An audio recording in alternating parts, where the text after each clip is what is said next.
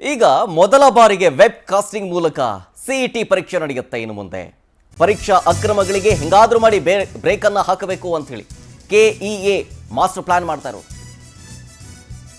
Web casting ಮೂಲಕ ಪರೀಕ್ಷೆ ನಡೆಯುತ್ತೆ. ಇನ್ನು ಮುಂದೆ ಏಪ್ರಿಲ್ 15, 16, 17 ಅವತ್ತು ಸಿಇಟಿ ಎಕ್ಸಾಮ್ ನಡೆಯೋದು, ಕಾಮನ್ ಎಂಟ್ರೆನ್ಸ್ ಟೆಸ್ಟ್. ಸೊ ಈ ಟೆಸ್ಟ್ಗೆ CCTV ಕಣ್ಗಾವಲಿರುತ್ತೆ. ಆಮೇಲೆ ಹಾಲ್ ಟಿಕೆಟ್ ಜೊತೆಗೆ ಮಾದರಿ OMR ಶೀಟ್ ಅನ್ನು ಕೂಡ ಬಿಡುಗಡೆ ಮಾಡಿದ್ದಾರೆ. ಸೇಮ್ ನೀಟ್ ಮಾದರಿಯಲ್ಲೇ ಕಠಿಣ ಎಕ್ಸಾಮ್ ಅನ್ನು ನಡೆಸೋದಕ್ಕೆ ಪ್ಲಾನ್ ಮಾಡ್ಕೊಳ್ತಾ ಇದ್ದಾರೆ. ಆಮೇಲೆ ಇನ್ನೊಂದೇನು ಗೊತ್ತಾ, ಹೊಸ ಟೆಕ್ನಾಲಜಿ ಇದಕ್ಕೆ ಬಳಸಿರೋದು ಫೇಶಿಯಲ್ ರೆಕಗ್ನಿಷನ್. ಆ QR ಕೋಡ್ ಅಸ್ತ್ರವನ್ನು ಬಳಸ್ತಾ ಇದ್ದಾರೆ. ಆ QR ಕೋಡನ್ನು ಬಳಸಿನೇ ಎಂಟ್ರಿ ಆಗಬೇಕು ಒಳಗಡೆಗೆ. ಫುಲ್ಲು ಸ್ಟ್ರಿಕ್ಟು, ಸಿಕ್ಕಾಪಟ್ಟೆ ಸ್ಟ್ರಿಕ್ಟು. ಯಾವುದೇ ಮಾದರಿಯ ವಾಚನ್ನು ಧರಿಸಿ ಒಳಗೆ ಬರೋಂಗಿಲ್ಲ. ಆಮೇಲೆ ಈ ಸ್ಮಾರ್ಟ್ ವಾಚ್ ಎಲ್ಲ ಬಂದಿರುತ್ತಲ್ಲ, ಅದನ್ನು ಹಾಕೊಂಡು ಹೋಗಂಗಿಲ್ಲ. ಫೇಶಿಯಲ್ ರೆಕಗ್ನಿಷನ್ ಇರುತ್ತೆ, ಅದ್ರ ಮುಖಾಂತರ ಪರೀಕ್ಷೆ ಕೇಂದ್ರಕ್ಕೆ ಎಂಟ್ರಿ ಆಗಬೇಕು. ಈ ರೀತಿಯಾಗಿ ಹೊಸ ರೂಲ್ಸ್ಗಳನ್ನು ಮಾಡಿದ್ದಾರೆ. ಡೀಟೇಲ್ಸ್ ಕೊಡ್ತಾರೆ ಇದ್ರ ಬಗ್ಗೆ ನಮ್ಮ ಪ್ರತಿನಿಧಿ ಶಶಿಧರ್ ಲೈವ್ನಲ್ಲಿ. ಶಶಿಧರ್, ಫಸ್ಟ್ ಟೈಮ್ ಇದು ವೆಬ್ ಕಾಸ್ಟಿಂಗ್ ಮುಖಾಂತರ CET ಎಕ್ಸಾಮ್ ಮಾಡ್ತಾ ಇರೋದು. ಹೆಂಗಿರುತ್ತೆ ಅಂತ ಕೆಲವೊಂದಿಷ್ಟು ಕನ್ಫ್ಯೂಷನ್ಸ್ ಇರುತ್ತೆ ಸ್ಟೂಡೆಂಟ್ಸ್ಗಳಿಗೆ, ಕ್ಲಿಯರ್ ಮಾಡೋದಾದ್ರೆ.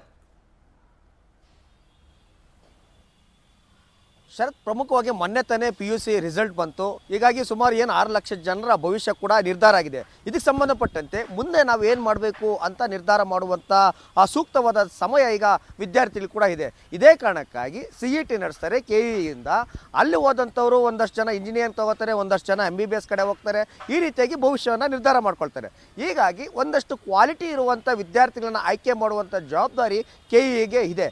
ಈ ಕಾರಣದಿಂದ ಕೆಲವೊಂದಷ್ಟು ಪರೀಕ್ಷೆಗಳನ್ನು ಬರೆದಾಗ ಒಂದಷ್ಟು ಅಕ್ರಮಗಳಾಗೋದು, ತಿದ್ದುಪಡಿಗಳಾಗೋದು, ಮತ್ತು ಎಲ್ಲ ಒಂದು ಕಡೆ ತಪ್ಪು ಪ್ರಶ್ನೆಗಳನ್ನು ಕೇಳೋದು, ವಿದ್ಯಾರ್ಥಿಗಳೇ ಗೈರಾಗೋದು, ಒಂದು ಕಡೆ ಕಾಪಿ ಹೊಡೆಯೋದು, ಈ ಥರದ್ದೆಲ್ಲ ಸಹಜವಾಗಿ ಆಗಾಗ ಪರೀಕ್ಷೆಗಳು ನಡೀತಾ ಇತ್ತು. ಹೀಗಾಗಿ ಈ ಥರದಕ್ಕೆ ಯಾವುದೇ ಕಾರಣಕ್ಕೂ ಕೂಡ ಅವಕಾಶ ಮಾಡಿಕೊಡ್ಬಾರ್ದಂತ ಹೇಳ್ಬಿಟ್ಟು ಪ್ಯೂರ್ಲಿ ವೆಬ್ ಕಾಸ್ಟಿಂಗ್ ಮುಖಾಂತರ ಈ ಬಾರಿ ಇದು ಪರೀಕ್ಷೆಯನ್ನು ಮಾಡೋದಕ್ಕೆ ಅಧಿಕಾರಿಗಳು ಕೂಡ ಸಜ್ಜಾಗಿದ್ದಾರೆ. ಏನು QR ಕೋಡ್ ಸ್ಕ್ಯಾನ್ ಮಾಡ್ತಿದ್ದಂಗೆ ವಿದ್ಯಾರ್ಥಿಯ ಸಂಪೂರ್ಣವಾದಂಥ ಮಾಹಿತಿ ಕೂಡ ಬರುತ್ತೆ. ಮತ್ತು ಫುಲ್ ಶೀಟನ್ನು ಕೂಡ ಯಾವುದೇ ಕಾರಣಕ್ಕೂ ಕೂಡ ಹಾಕುವಂತಿಲ್ಲ, ಯಾವುದೇ ಎಲೆಕ್ಟ್ರಾನಿಕ್ ಡಿವೈಸನ್ನು ಕೂಡ ಬಳಸುವಂತಿಲ್ಲ, ಅವ್ರು ಕೊಟ್ಟಂಥ ಪೆನ್ನನ್ನೇ ಬಳಕೆಯನ್ನು ಕೂಡ ಮಾಡಬೇಕು. ವಾಚನ್ನು ಕೂಡ ಕಟ್ಟುವಂತಿಲ್ಲ, ಬ್ಲೂಟೂತ್ ಯೂಸ್ ಮಾಡೋಂಗಿಲ್ಲ.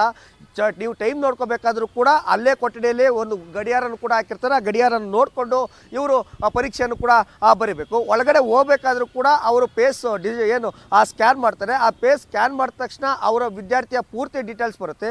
ಆಗ ಅವ್ರು ಕೊಠಡಿಗೆ ಕಳಿಸ್ತಾರೆ. ಹೀಗಾಗಿ 15, 16, 17 ಈ 3 ದಿನಗಳ ಕಾಲ KEA ನಡೆಸ್ತಿರುವಂಥ CET ಪರೀಕ್ಷೆ ಒಂದು ರೀತಿಯಂಥ ಅಗ್ನಿ ಪರೀಕ್ಷೆ ಅಂತಲೂ ಕೂಡ ಹೇಳ್ಬೋದು. ಹೀಗಾಗಿ ಯಾವುದೇ ರೀತಿಯಂಥ ತಾಂತ್ರಿಕ ಆಗಿರ್ಬೋದು, ಇನ್ನಿತರೆ ಯಾವುದೇ ರೀತಿಯಂಥ ತೊಡಕು ಆಗದೆ ವಿದ್ಯಾರ್ಥಿಗಳ ಅನುಕೂಲಕ್ಕಾಗಿ KEA ಒಂದು ಹೊಸ ನಿಯಮವನ್ನು ಕೂಡ ಜಾರಿಗೆ ತಂದಿದೆ. ಹೀಗಾಗಿ ವಿದ್ಯಾರ್ಥಿಗಳ ಭವಿಷ್ಯ ಯಾವ ರೀತಿಯಾಗಿ ನಿರ್ಧಾರ ಆಗುತ್ತೆ ಅಂತ ಕಾದು ನೋಡ್ಬೇಕಿತ್ತೆ ಪ್ರಭು.